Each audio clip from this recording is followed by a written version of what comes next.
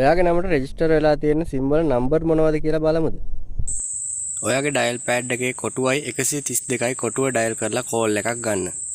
මම මේ ගන්නේ Airtel SIM එකකින්. ඉතින් ඊට පස්සේ ඔයාට හතරවෙනියට පෙන්නනවා my other connection කියලා. ඔයා හතර ටයිප් කරලා send කරන්න. අනිත් SIM වල බලන විදිය වීඩියෝ එකේ අවසානට බලන්න. එතකොට ඔයාට පෙන්නනවා ඔයාගේ නමට රෙජිස්ටර් වෙලා තියෙන නම්බර්ස් ඔක්කොම. මේ වගේ ඔයා පාවිච්චි කරන්නේ නැති නම්බර් වැඩ කරනවද කියලා බලලා කම්පැනිට කතා කරලා ඩිස්කනෙක්ට් කරලා දාන්න ඔයාගේ නමට තියෙනවා නම්. ඔයා පාවිච්චි කරපු SIM එකක් නැති වෙලා නම් ඒකේ නම්බර් එක අමතකයි නම් ඔයාට මේ විදිහට හොයාගන්න පුළුවන්. ඉතින් මේ දේ පොඩි දෙයක් වුණාට සමහර අය මේක දන්නේ නැහැ. දන්න අය ගොඩක් ඉන්නවා.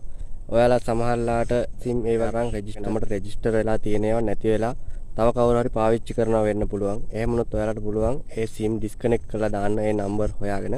ඒකයි මම මේ වීඩියෝ එක දැම්මේ. දන්න අයට නෙවෙයි මේක නොදන්න අයට තමයි මේ වීඩියෝ එක දැම්මේ.